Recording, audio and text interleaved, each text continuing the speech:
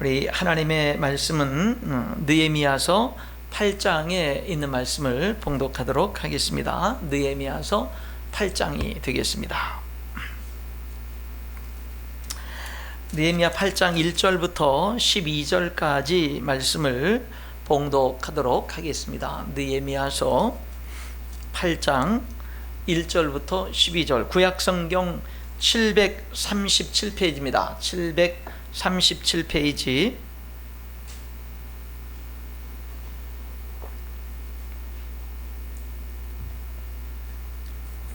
느헤미야서 8장 1절부터 12절까지 말씀을 제가 봉독하도록 하겠습니다.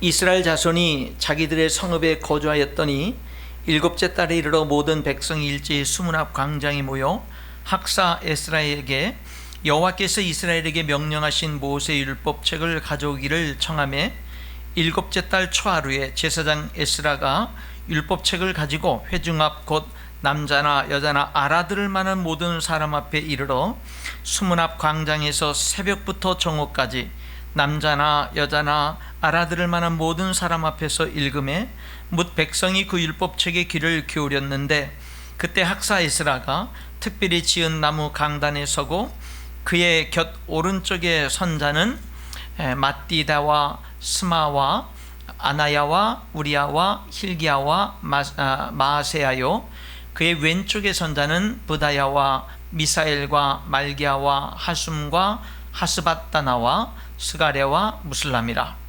에스라가 모든 백성 위에 서서 그들 목전에 책을 펴니 책을 펼 때에 모든 백성이 일어서니라. 에스라가 위대하신 하나님 여호와를 송축하며 모든 백성이 손을 들고 아멘 아멘 하고 응답하고 몸을 굽혀 얼굴을 땅에 대고 여호와께 경배하니라.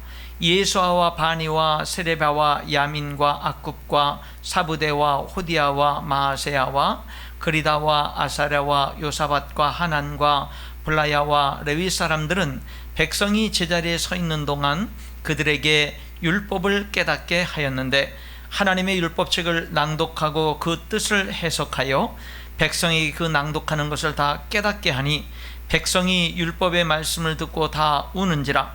총독 느헤미야와 제사장 겸 학사 에스라와 백성을 가르치는 레위 사람들이 모든 백성에게 이르기를, 오늘은 너희 하나님 여호와의 성일이니 슬퍼하지 말며 울지 말라 하고, 느헤미야가 또 그들에게 이르기를, 너희는 가서 살찐 것을 먹고 단 것을 마시되 준비하지 못한 자에게는 나누어 주라.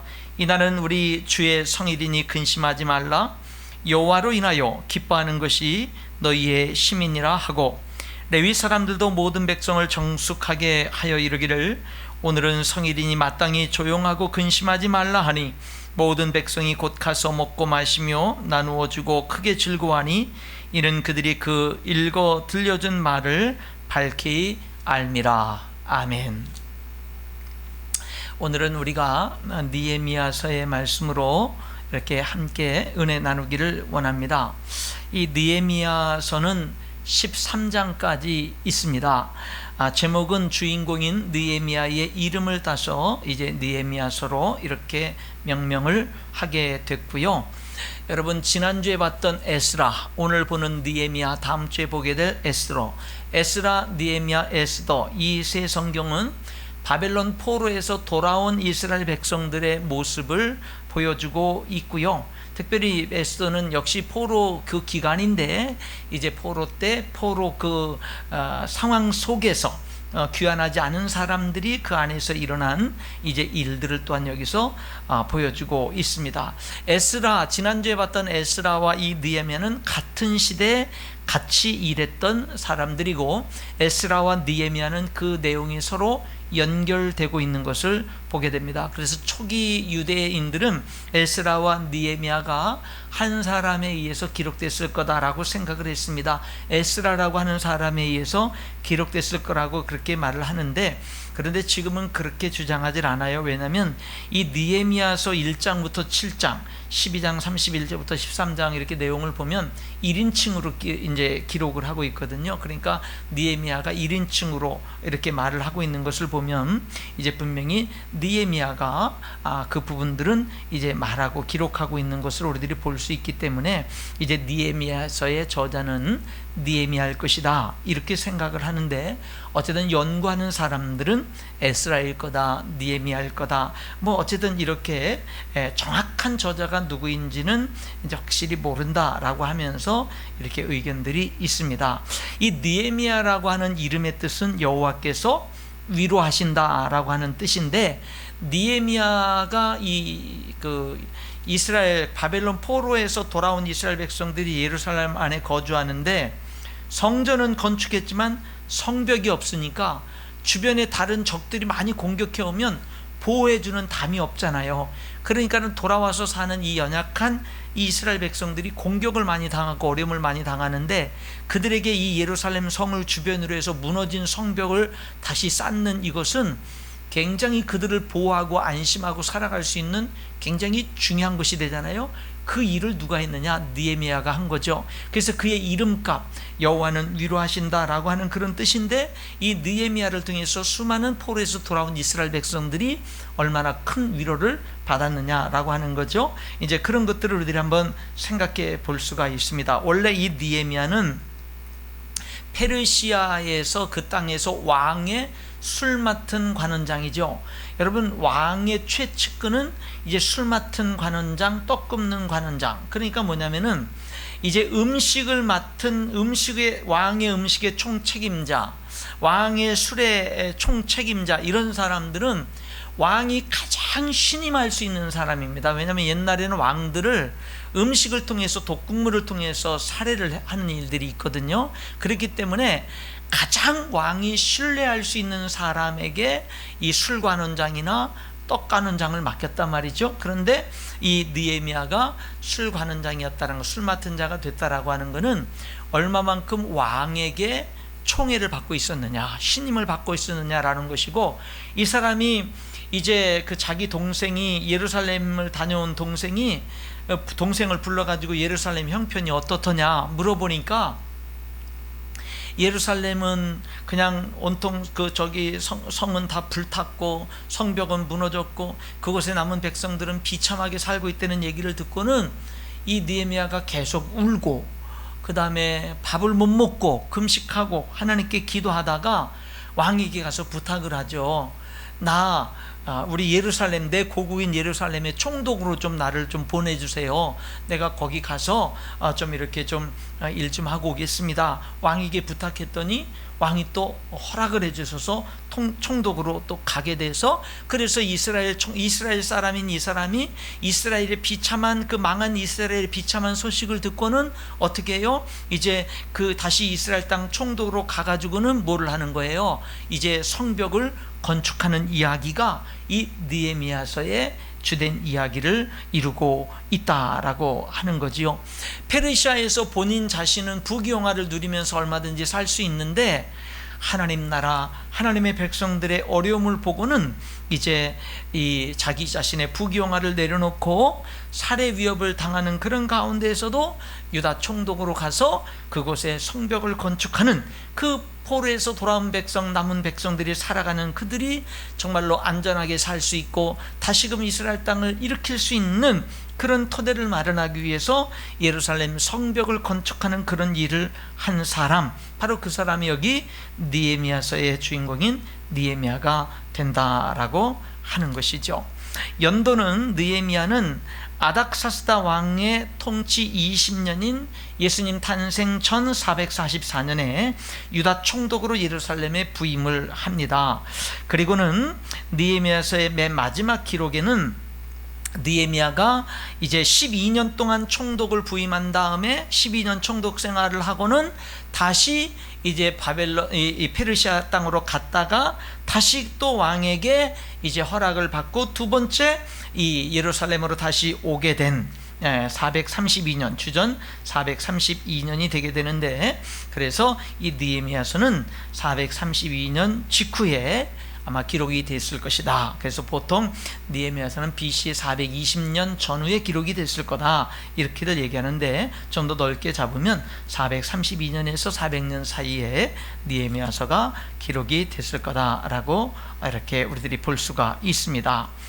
배경, 느헤미야서의 배경은 뭐냐면 이 페르시아 제국의 힘이 강해집니다.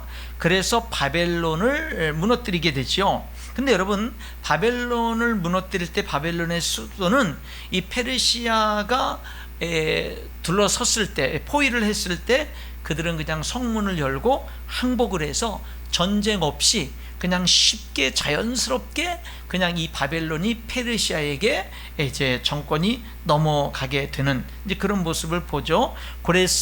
페르시아의 왕인 고레스 1세가 이제 고브라스라고 하는 사람을 이제 이 바벨론 이 성을 정복하기 위해서 보냈는데, 그때 그들은 그냥 정복을 당하게 되는데, 그 내용이 다니엘서 5장에 나와요. 다니엘서 5장을 보게 되면 이 바벨론이 어이없게 그냥 자연스럽게 무너지는 내용이 나오는데, 역사적인 기록으로는 뭐냐면은 이 바벨론은 페르시아에게 그냥 포위를 당했을 때 전쟁을 하지 않고 성문을 열어주고 항복해서 그냥 이렇게 정권이 바뀌게 되는 그런 모습이 나오는데, 그 배경이 다니엘서 5장을 보면 우리들이 충분히 이해할 수 있는 배경이 나오게 됩니다. 그때부터 이제 페르시아는 열강의 가장 강대국으로 우뚝 서게 되고요. 이 고레스 왕은 이제 바벨론까지 다 정복한 이 위대한 대왕인 이 고레스는 이제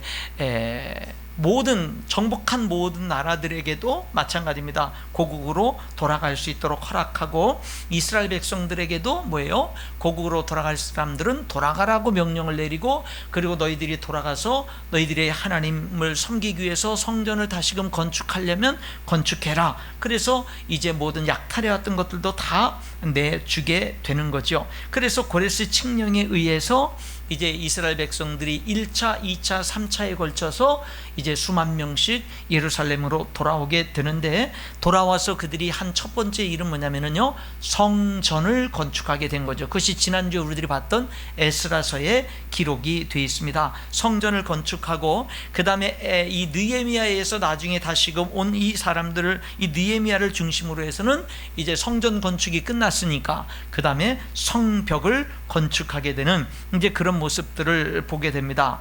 좀 역사적인 이야기를 간단하게 이렇게 잠깐 짚고 넘어가면, 이 고레스 왕의 뒤를 이어서 캄비세스라는 사람이 왕이 되고 이집트를 525년, 주전 525년에 이집트를 정복합니다.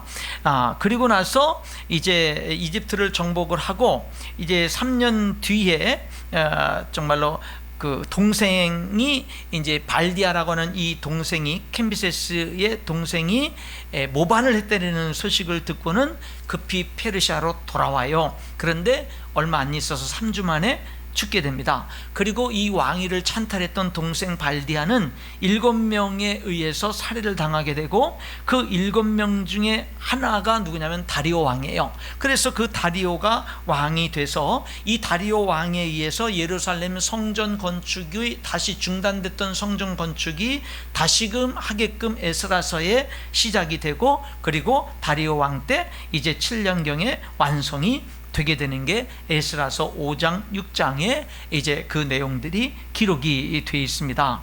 그리고 이 다리오 왕은 그리스가 배반을 해서 그리스와 전쟁하기 위해서 이제 출전을 하게 되는데, 그 유명한 마라톤 전쟁에서 패하게 되지요. 그리고 나서 이제 그 뒤를 이어서 크세르크스 1세가 이제 그 뒤를 이어서 왕이 되고, 또 그 뒤를 이어서 우리들이 성경에서 여기 보게 되는 아닥사스다 왕, 이제 그 사람이 왕이 되는데, 이런 주변 정세, 그리스 이쪽에서 이제 모반을 하게 되고 이러다 보니까 경계를 좀 더 제국을 강화시키기 위해서 좀 연구하는 사람들은 이 아닥스다 왕이 이 서쪽 지역에, 지금 다른 데 계속 모반이 있고 전쟁이 있어야 되니까 이 이스라엘 땅, 이 서쪽 지역에 어떤 평화를 유지하기 위해서 에스라 때, 느헤미야 때 이제 그 예루살렘에 보내서 이제 예루살렘 예루살렘 성벽을 쌓는 것을 허락을 하게 되는 그런 역사적인 배경도 있다라고 이렇게도 역사적으로도 해석을 하기도 하고 있습니다. 자, 이것이 배경이고요. 청중은 이 느헤미야서의 청중은 당연히 유다 이제 바벨론 포로에서 돌아온 유다 백성들이 이제 청중이 되겠습니다. 이 느헤미야서가 기록된 목적, 느헤미야서는 총독 느헤미야의 통치하에 두 가지입니다.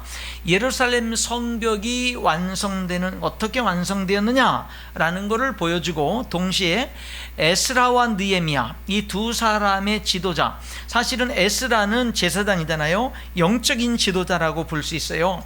느헤미야는 사실은 총독이잖아요. 그러니까 평신도 지도자라고도 이렇게 표현하기도 하는데, 근데 정치적인 지도자죠. 그럼에도 불구하고 느헤미야가 굉장한 믿음이 있었어요. 여러분, 굉장한 믿음이 있었던 이런 모습을 우리들이 볼 수 있는데, 이제 앞부분 1장부터 6장까지는 이제 예루살렘 성벽을 건축하는, 온갖 어려움 속에서 예루살렘 성벽을 건축하는 내용이 느헤미야 1장부터 6장까지고, 7장부터 마지막 13장까지는 이제는 성벽 건축이, 성전도 에스라 때 성전 건축이 완성됐어요. 그 다음에 느헤미야 성벽 건축도 완성이 됐어요. 그 다음 단계 그들이 뭐가 되는 거냐면요, 이 에스라서에서 뒷부분에서도 있었던 것처럼 에스라와 함께 느헤미야가 뭘 하는 거냐면요, 영적인 개혁.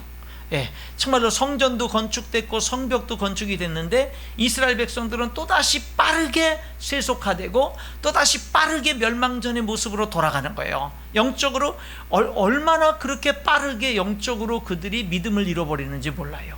그래서 여러분, 이 코로나19로 어려운 때에도 성도들이요, 아무런 이유 없이 믿음을 그냥 쉽게 다 잃어버릴 수 있고, 그냥 하나님으로부터 쉽게 멀어져 가버릴 수가 있는 거예요.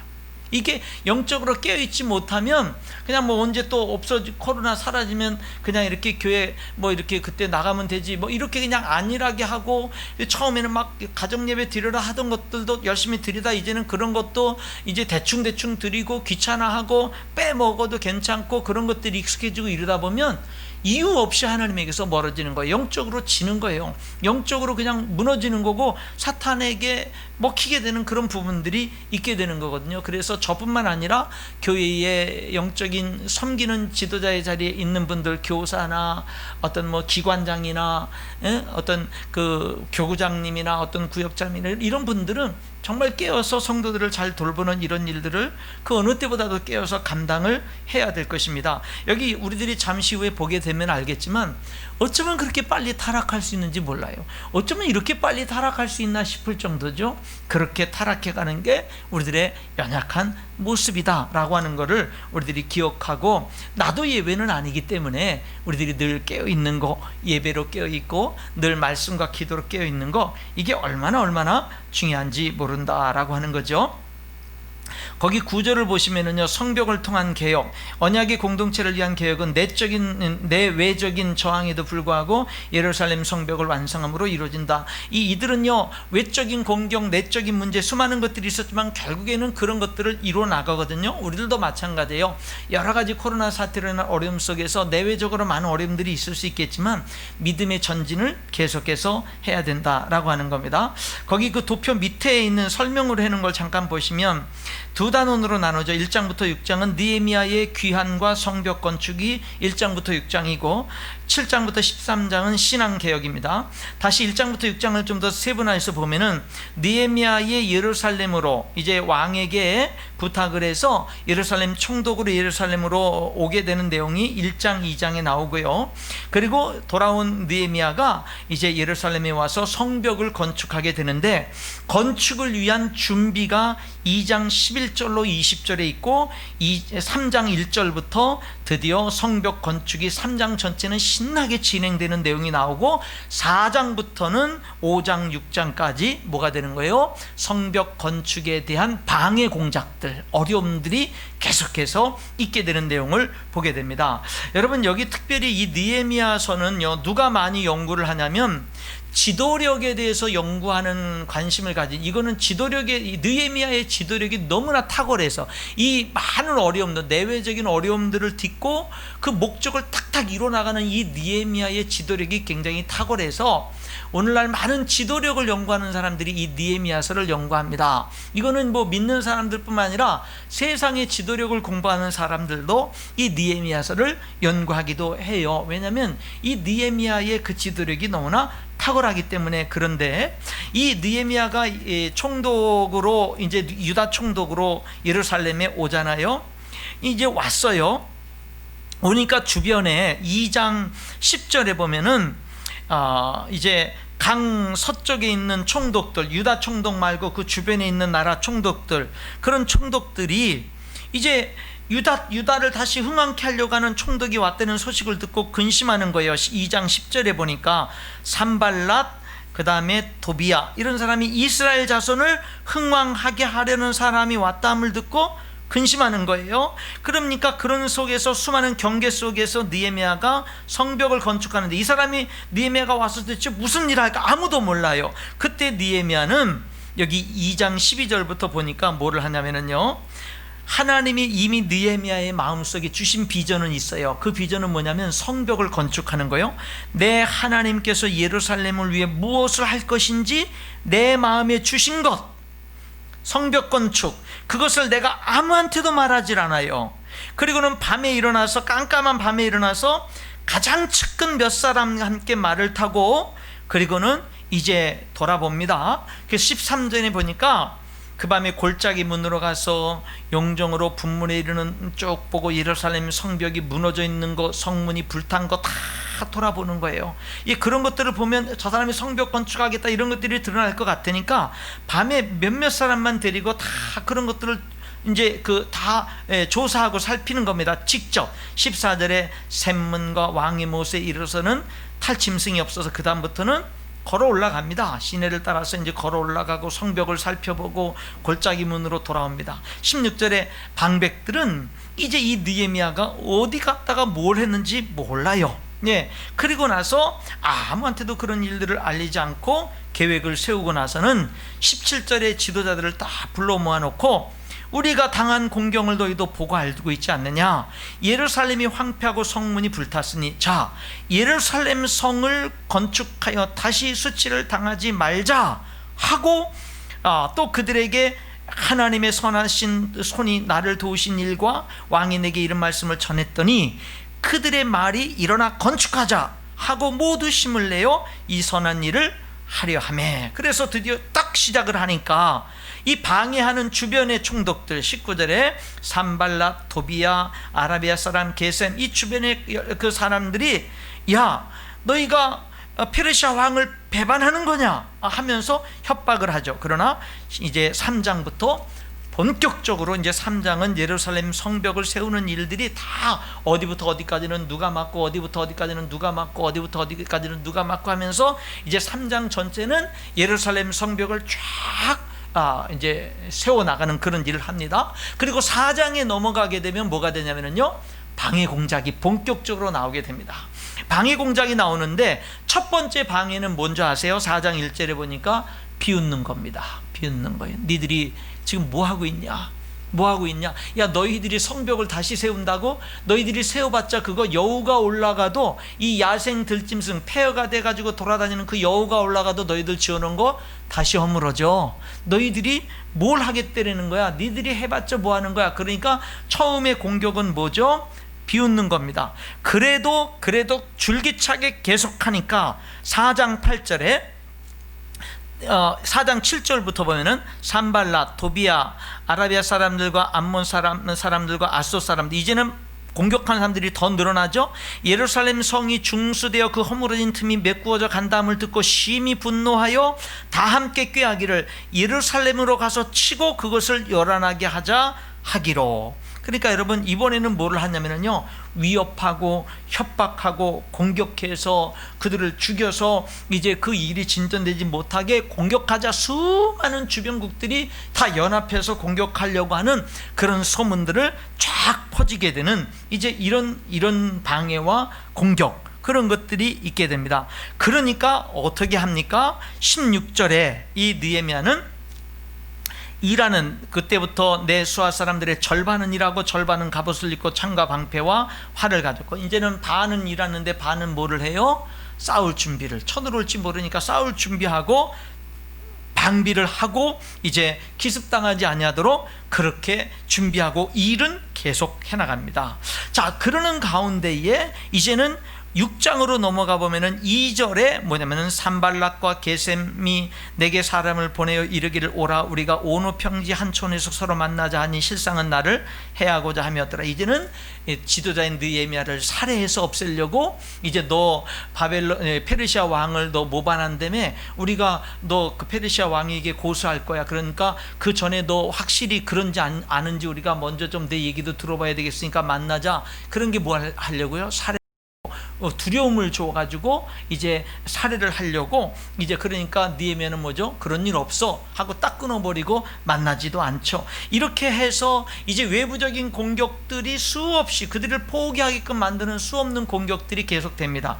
그러는 가운데 내부적인 어려움이 당연히 생길 수밖에 없겠죠. 여러분, 여기 다시 4장으로 넘어가 보면은 그들이 계속해서 비웃다가 공격하려고 하고 이런 여러 가지 두렵게 하는 일들이 계속되니까 10절에 유다 사람들은 이르기를 흙무더기가 아직도 많거늘 짐을 나르는 자의 힘이 다 빠졌으니 우리가 성을 건축하지 못하리라 하고, 우리의 원수들은 이르기를 그들이 아직 알지 못하고 보지 못하는 사이에 우리가 그들 가운데 달려들어가서 살육하여 역사를 그치게 하리라 하고. 그러니까 여러분, 이런 어려움 가운데서 이제는 내부적으로 어떤 어려움이 오는 거예요? 낙심이 오는 거예요. 낙심. 어려운 가운데에서도 낙심하지 않고 계속 전진하면 되는데, 근데 뭐가 되는 거예요? 내 내부적으로 낙심이 오는 거예요. 낙심. 예, 여러분, 왜 나에게 어떤 어려움이 있느냐보다 더 중요한 문제는요, 내가 낙심을 하지 않으면 상관이 없어요. 어떤 어려움이 와도. 그런데 그 어려움이 크든 작든 뭐 어떤 어려움이든지 간에 낙심하면 문제가 생기는 거예요. 낙심하면 사탄이 뭐 하는 거예요? 낙심하게끔 이제 이들을 공격을 하게 되는 거죠. 우리 못해. 결국은 우리가 지금 뭔가 해보겠다고 하지만 너무 일들이 엄청나잖아. 우리는 너무 부족하잖아. 결국 우리는 못할 거야. 이렇게 주변 나라 사람들이 도와주기는커녕 이렇게 방해하고 이렇게 죽이려고 달려드는데 어떻게 해? 우리는 못해. 이렇게 낙심 가운데 빠지게 되는 겁니다. 그랬더니 여러분, 이 느헤미야는요, 그러니까 뭐 하는 거예요? 반은 일하게 하고 반은 완전 무장하고 이제 경비를 서게 하면서 그 일들을 계속해서 해 나가게 됩니다. 그랬더니 이제 5장에 보면은 또다시 내부의 문제가 또 발생이 됩니다. 그거는 뭐냐면은요, 원망의 문제예요. 서로 자기들끼리 원망하는 거예요. 자기들끼리. 너는 이랬네. 이 유다 사람들끼리 원망하는 거예요. 그런데 그런 게 왜 생겼느냐면, 그들이 바벨론 포로에서 왔잖아요. 뭐 집이 있어요, 뭐가 있어요. 어려운 가운데 살아가다 보니까 거기에 뭐 권력 있는 사람들도 있고 연약한 평민들도 있고, 그러다 보니까 살다가 보면 뭐 기근도 들고 어려움도 있다 보면은 돈도 빌리게 되고, 이렇게 하다 보면은 그 이자를 같은 유다 사람들인데 돈 있는 사람들, 권력 있는 사람들이 너무 높게 받는 거예요. 그러니까는 못 갚는 거예요. 갚을 줄 알았는데 더 어려워지니까 못 갚는 거예요. 그러니까 뭐냐면요, 집도 그나마 있던 집도 저당 잡혔다 빼앗기고, 자녀들도 노예로 또 빼앗기게 되고, 이런 일들이 있다 보니까 그런 사람들이 함께 이 성벽 건축을 이렇게 해나가다 보니까 그 안에 뭐가 있는 거예요? 원망이 있는 겁니다. 5장 1절에 그들의 형제인 유다 사람들을 원망합니다. 어떤 원망을 하느냐? 4절에 어떤 사람은 말하기를 우리는 밭과 포도원으로 돈을 빚내서 왕에게 세금 바쳤어. 5절에 우리 육체도 우리 형제의 육체와 같고 우리 자녀도 그들의 자녀과 같은데 이제 우리 자녀를 종으로 파는도다. 우리 딸 중에 벌써 종된 자가 벌써 있고 우리 밭과 포도원이 이미 남의 것이 되었으나 우리에게는 아무런 힘이 없도다. 그래서 이제 이 느헤미야가 이런 말을 알고는 이제 지도자들을 크게 꾸짖죠. 7절에 너희가 각기 형제에게 높은 이자를 취하는도다. 그래서 전체 모임을 열고 그들을 꾸짖습니다. 9절에 우리 하나님을 경외하는 가운데 행할 것이 아니냐.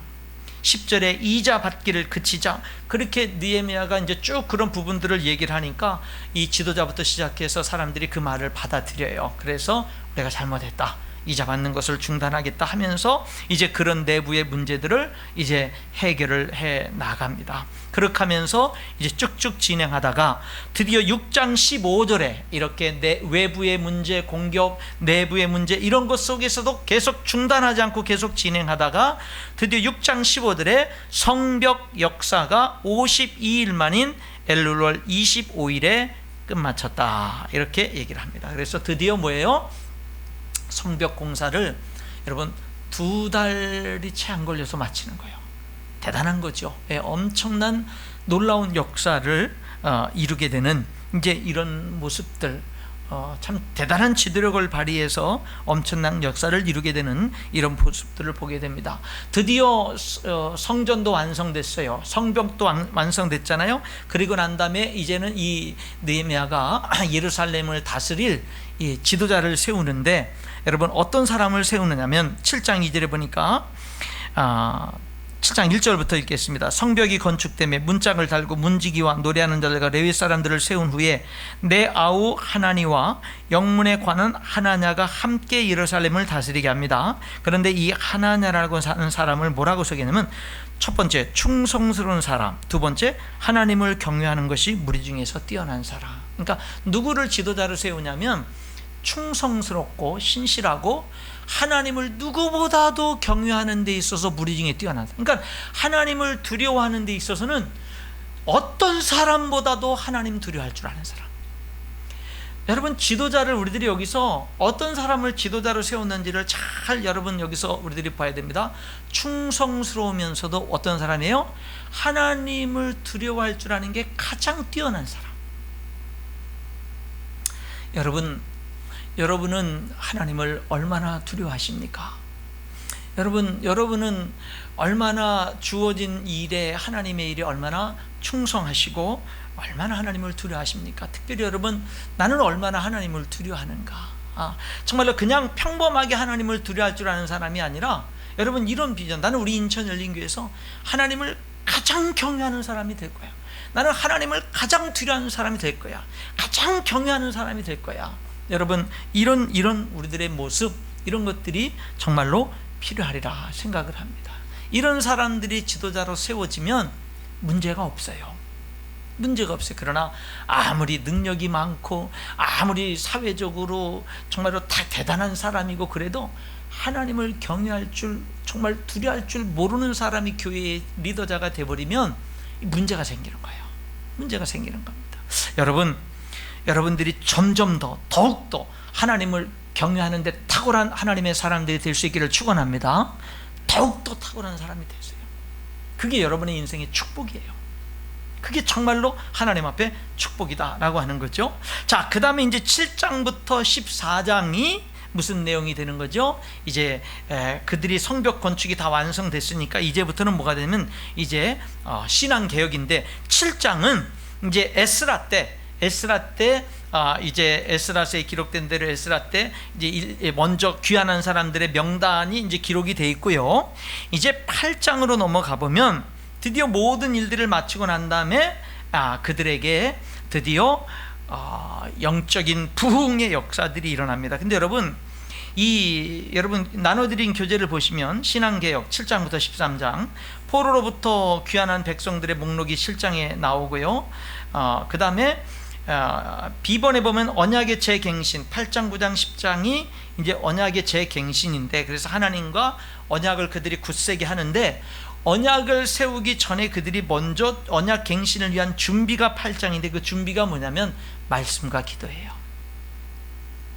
그러니까 여러분, 영적인 부흥의 기초는 말씀과 기도라고요. 영적인 부흥은 어디서 오는 거냐면 말씀과 기도예요.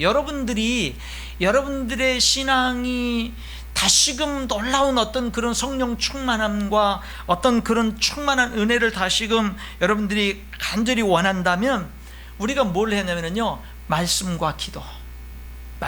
여러분 이들이 어떻게 하는지 한번 8장 볼까요? 1절에 이스라엘 자손이 자기들의 성읍에 거주했습니다. 7째 달에 7월에 이르러서 모든 백성들이 일제히 모든 이스라엘 백성들이 수문 앞 광장에 모입니다. 그랬더니 거기 에스라 제사장이면서 말씀을 가르치는 학사 에스라가 이제 에스라에게 여호와께서 이스라엘에게 명령하신 모세 율법책을 가져오기로 해서 드디어 성경책 모세 율법 창세기 출애굽기 레위기 민수기 신명기 모세 율법책을 가져옵니다. 이제 성경을 가져와서 2절에 7째 달 초하루 7월 1일에 제사장 에스라가 율법책을 가지고 회중 앞 곧 남자나 여자나 알아들 만한 모든 사람 앞에 이르러서 수문 앞 광장에서 새벽부터 정오까지 남자나 여자가 알아들 만한 모든 사람 앞에서 읽어요. 여러분 성경을 3절에 읽었는데 몇 시간 동안 읽었죠?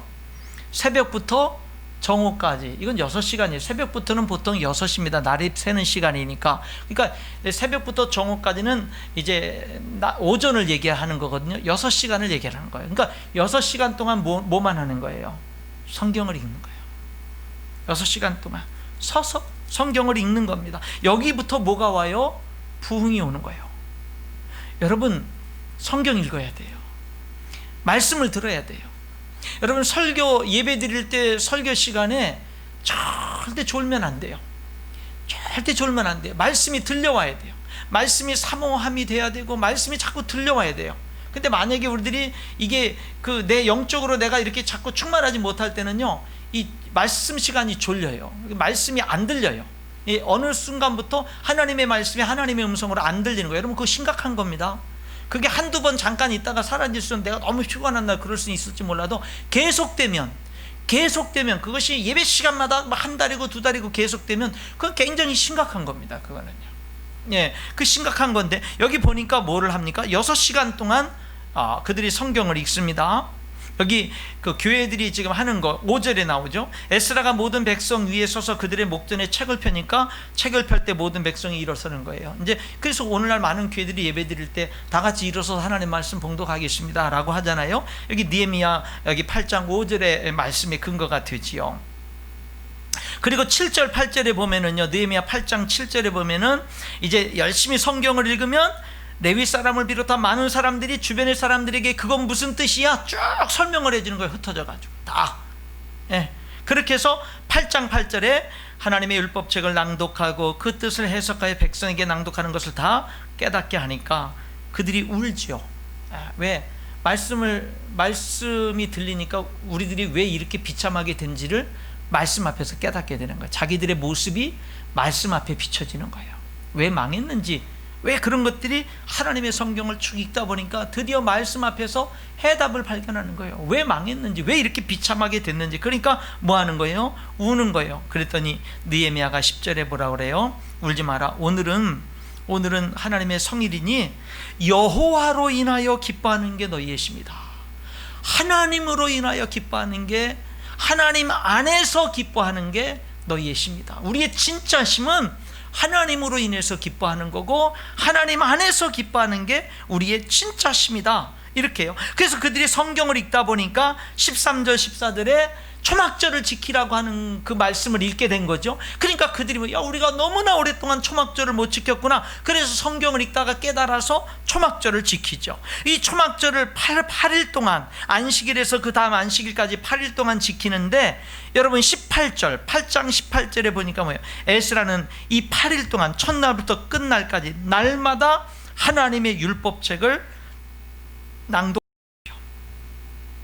그리고 9장 3절에 보면은 낮 4분의 1은 그 제자리에 서서 그들의 하나님 여호와의 율법책을 낭독하고 4분의 1은 죄를 자복하며 그들의 하나님 여호와께 경배하는데, 그 다음에 4절에 부르짖고. 그러니까 여러분 뭐냐면 낮 4분의 1이라는 것은 낮이 12시간이니까 4분의 1은 3시간이잖아요. 그러니까 여러분 앞부분에서는 뭐를 했죠? 6시간을 성경을 읽었잖아요. 그런데 이 뒷부분에서는 초막절을 지키면서는 뭐를 하냐면요, 3시간 성경 읽고 3시간 기도하는 거예요. 여러분 부흥이 어디로부터 왔느냐면 말씀과 기도로부터 왔다고요. 부흥은, 그러니까 오늘 저와 여러분이 교회 생활을 하는데 성경을 안 읽어요. 기도를 안 해요. 우리에게서 무엇을 기대할 수 있나요? 그러면서 이제 하나님은 믿으니까 주일에 교회는 와요. 그런데 그나마 설교 시간에 졸아요. 그럼 무엇을 기대할 수 있나요? 무엇을 기대할 수 있을까요? 여러분, 우리는요, 예배 때는 사모하면서 하나님 나에게 말씀해 주세요라고 사모하는 마음으로 정신 차리고 말씀을 들어야 되고요, 집에 가서는 날마다 여러분 큐티를 하든 성경을 읽든 정말로 날마다 여러분 우리들이 성경을 1년에 1독 하겠다는 목표를 정하고 꾸준히 열심히 성경을 읽고 기도하는 일들을 계속해야 될 줄 믿습니다. 계속해야 돼요. 그런 사람들에게 하나님의 소망이 있는 거예요. 그런 사람들에게 하나님의 비전이 있는 거예요. 그런 사람들에게 미래가 있는 거예요. 우리들이 여러분, 아무리 우리 인천 열린교회가 부흥해서 1000명이 모이고 10,000명이 모이는데 성도들이요, 성경을 안 읽어요. 기도를 안 해요. 여러분, 그렇다 그러면 그 교회에 과연 무슨 비전을 가지고 무엇을 기대할 수 있을까요? 여러분, 사람들이 많이 모이는 것도 중요하지만 오늘 저와 여러분들이 하나님의 말씀과 기도로 하나님의 부흥을 경험할 줄 아는 이런 사람들이 되는 것이 중요한 줄 믿습니다. 이게 얼마나 중요한지. 여기 지금요, 포로에서 망한 그들이 다시금 새싹같이 일어나면서 지금 그들이 성전을 초라하지만은 성전을 건축해놓고 성벽을 건축해놓고는요, 그들이 이제 뭘 하는 거예요? 해야 될 일을 하는 거예요. 뭐요? 영적인 부흥의 일을 하는 거죠. 그래서 여러분, 이들이 열심히 말씀을 읽고 놀라운 부흥을 딱 하고 난 다음에 10장으로 넘어가 보면요, 드디어 이런 부흥 속에서 그들이 하나님 앞에 언약을 재갱신하고 맹세를 합니다. 10장 29절에 다 그들의 형제 귀족들을 따라 저주로 맹세합니다. 하나님, 이렇게 안 하면 우리들이 저주를 받아도 좋습니다. 저주로 맹세를 하는데 무슨 맹세를 하느냐?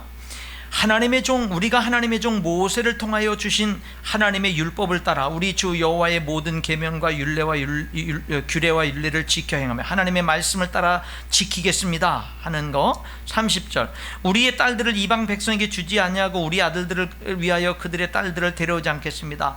이제 이방 사람들과 결혼하는 일들을 안 하겠습니다. 31절에 안식일을 철저히 지키겠습니다. 그리고 해마다 각기 세겔의 3분의 1을 수납하여 하나님의 전을 위해서 쓰게 하고, 35절에 첫 열매를 하나님 앞에 드리고 37절에 11절을 드리겠습니다. 그래서 39절에 그리하여 우리가 우리 하나님의 전을 버려두지 않겠습니다. 이러한 이제 그 하나님 앞에 서약을 합니다. 저주로 서약을 해요. 자, 그리고 난 다음에 이제 그들이 또 예루살렘에 이렇게 거주하고 여기에 이런 사람들이 거주했다 딱 주게 해요. 이제 그렇게 하고 난 다음에 서약을 한 다음에 12장 27절에 드디어 그런 부흥을 이루고 하나님 앞에 맹세를 하고 언약의 재갱신을 하고 하나님의 말씀대로 이렇게 살겠습니다 한 다음에 드디어 성벽 봉헌식을 해요. 그리고 나서 성벽 봉헌식을 합니다.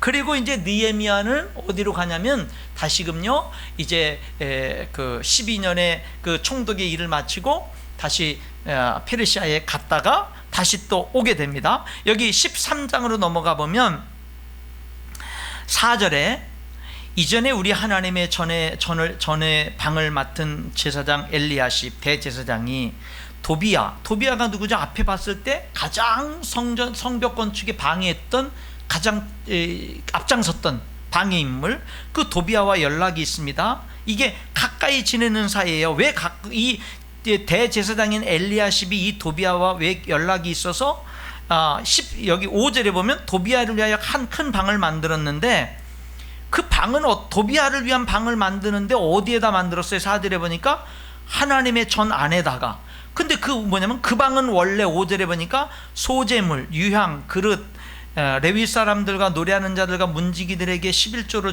주는 곡물과 새 포도주와 기름과 제사장들이 주는 거제물을 두는 것, 그거를 다 없애고 뭐를 했느냐면 이 도비야, 이스라엘을 가장 괴롭히는 도비야를 위한 방을 만들어놔요, 성전 안에다. 왜 그랬느냐 보니까 13장 28절에 보니까 대제사장 엘리야십의 손자 요야다의 아들 하나가 호론 사람 산발랏의 사위가 되었으므로 내가 쫓아내어 나를 떠나게 하였느니라. 그러니까 이 산발랏도 뭐 하는 사람이었어요? 이 산발랏도 역시 마찬가지로 방해하고 도비아와 함께 방해하고 공격하던 사람. 그러니까 이런 사람들과 이 대제사장이 뭐예요? 친하게 지내면서 심지어는 이 도비아를 위해서는 뭘 하는 거냐면요, 이 성전에, 그러면은 성전에 왜 11조와 여러 곡식을 두는 방들인데 왜 내줬느냐? 이제는 11조를 드리는 사람이 없는 거. 11조 드리겠다고 하나님의 전을 비워두지 않겠다고 했는데, 그들이 이제는 하나님께 이제 예물도 안 가져와요, 11조도 안 드려요, 천지삭도 안 드려요. 이제는 그들의 신앙이 이 느헤미야가 없는 사이에 금방 뭐가 돼버리는 거예요? 타락해버린 거예요. 그래서 심지어는 성전 안에 이 이방인들을 위한 방을 만들어줘요. 근데 그때 6절에 뭐냐면은, 그때는 내가 예루살렘에 있지 않았네. 이 느헤미야가 예루살렘에 있지 않았을 때예요. 그래서 바벨론 왕 아닥사스다 32전에 내가 왕에게 나갔다가 며칠에 왕에게 말미를 청하고 예루살렘에 이르러서 이제 도비아를 위해 산 일을 알고는요, 다 바깥으로 집어 던집니다. 그리고는 다시금 9절에 보니까 그 방을 정결하게 하고 하나님의 전에 그릇과 소재물 유향을 다시 그리로 들여놓습니다. 그리고 10절에 보세요.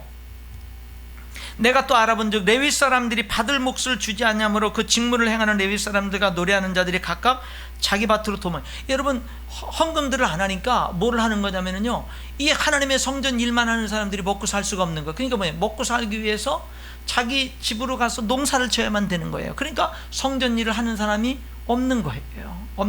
다시 건축은, 성전 건축은 해놨는데 성전 제사를 드리는 사람들이 없어지는 거예요. 왜? 예배도 안 드려요.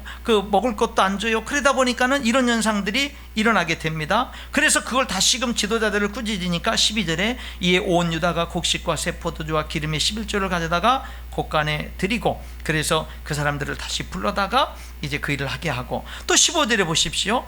내가 본즉 유다에서 어떤 사람이 안식일에 술투를 받고 안식일에 일을 합니다.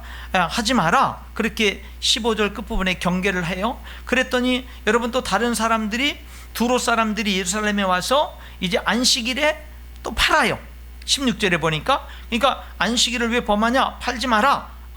그렇게 해서 이제 팔지 못하게 합니다. 그리고선 19절에 보니까 느헤미야는 안식일에 아예 성문을 닫아버려요. 아예 그런 매매를 못하게. 그랬더니 사람들이 안식일에 물건을 팔러 왔다가 20절에 보니까 장사꾼들과 각양 물건 파는 자들이 한두 번 예루살렘 성 밖에 자니까, 너희들 한 번만 더 여기서 물건 갖고 와서 자면은 내가 너희들을 감옥에 가두겠다. 그랬더니 오지 않아요. 그리고 여러분 23절에 보니까 내가 또 본즉 유다 사람이 아족과 암몬과 모압 여인을 아내로 또 맞아요. 여러분, 이 내용들은 지금 다 무슨 내용이냐면요, 그들이 아까 우리들이 앞부분에서 읽었던 내용 있잖아요. 그들이 성경 읽고 기도하는 가운데 하나님 앞에 저주로 맹세한 내용들, 저주로 맹세한 내용이 뭐였어요? 하나님의 율법을 지키겠습니다, 이방인들과 결혼 안 시키겠습니다, 안식일 지키겠습니다, 정말로 하나님 첫 열매 11조 이런 것들을 다 드려서 하나님의 전을 버려두지 않겠습니다, 이런 맹세를 했는데 13장에 보니까 이 네 가지 맹세를 다 어기고 있는 거예요. 그 사이에 느헤미야가 잠깐 자리를 비운 그 사이에, 그것이 몇 년인지 모르지만, 페르시아에 갔다가 두 번째 다시 온 그 기간이 몇 년인지 모르지만, 그 사이에 뭐 하는 거예요? 그 사이에 다 흐트러지는 거예요. 여러분, 우리 인간이 얼마나 쉽게 이렇게 흩어질 수 있는지. 그리고 한 사람의 영적인 지도자가 바로 서 있는 게, 여기 예루살렘을 이렇게 성벽을 건축한 다음에 어떤 사람을 지도자로 세웠다고 그랬어요? 하나님을 경외하는 것이 무리 중에 뛰어난 사람. 이것이 얼마나 중요한지를 여기서 우리들이 보게 되는 겁니다. 여러분, 오늘 저는 제목을요, 여호와로 기뻐하는 것이 너희의 힘이니라, 이 말씀, 여호와로 기뻐하는 것이 너희의 힘이니라. 여러분, 이것이 저와 여러분의 힘이 될 수 있기를 축원합니다. 여기에 정말 많은 응답들이 있는 거죠. 여기에 응답들이 있는 것을 보게 됩니다. 여러분, 이 어려운 시대에 정말로 오늘 우리들에게 필요한 게 뭐예요? 하나님 경외하는 신앙입니다. 그러기 위해서 우리들에게 정말 구체적으로 필요한 게 뭐예요? 말씀과 기도예요. 누구라도, 여러분, 여기 정민철 목사도 지금 만약에 이 코로나19를 핑계 삼아서 기도를 게을리하고 말씀을 게을리하면 형편없이 추락하는 거예요. 아무리 성경을 많이 알고 있고 아무리 목사로서 수많은 경험을 했던 거, 체험을 했던 거, 여러분 소용없어요. 지금 깨어있지 않으면요, 사람은 얼마든지 무너져 내릴 수가 있는 거예요. 우리는 깨어 있어야 되는 거예요. 여러분, 말씀에서 멀어지지 말고요. 결론은 이겁니다. 어려우면 어려울수록 말씀을 더 가까이 해야 되는 겁니다. 어려우면 어려울수록 기도를 더 해야 되는 거예요. 그런데 많은 사람들은 어렵다는 핑계로 말씀을 멀리하죠. 어렵다는 핑계로 기도를 멀리하죠. 소망이 없는 거예요. 여러분, 지금은 어려운 시대임에 틀림이 없습니다. 그럴수록 여러분, 저와 여러분은요, 말씀과 기도로 더욱더 깨어있고 하나님 경외함으로 더욱더 깨어있을 때 이 어려운 환경은 더 이상 문제가 될 수가 없는 거예요. 문제가, 우리들이 어디에 초점을 둬야 되는지를 느헤미야서는 우리들에게 분명하게 보여주고 있는 것입니다. 한번 따라 하시죠. 여호와로 기뻐하는 것이 나의 힘이니라. 한 번 더, 여호와로 기뻐하는 것이 나의 힘이니라. 할렐루야. 기도하겠습니다. 하나님, 오늘 느헤미야서의 말씀으로 하나님의 말씀을 들었습니다. 하나님, 이 시대에 코로나로 어려운 이때일수록 더욱더 하나님 말씀으로 깨어있는 저희들, 기도로 깨어있는 저희들, 하나님 경외함으로 깨어있는 저희들 되게 하시며, 하나님 아버지, 우리 주변에 많은 도움이 필요한 믿음의 가족들, 많은 영혼들을 정말 힘써서 섬기고 붙들어주고 주께로 인도하는 사명 잘 감당하는 저희들 되게 하여 주시옵소서. 예수님의 이름으로 기도하옵나이다. 아멘.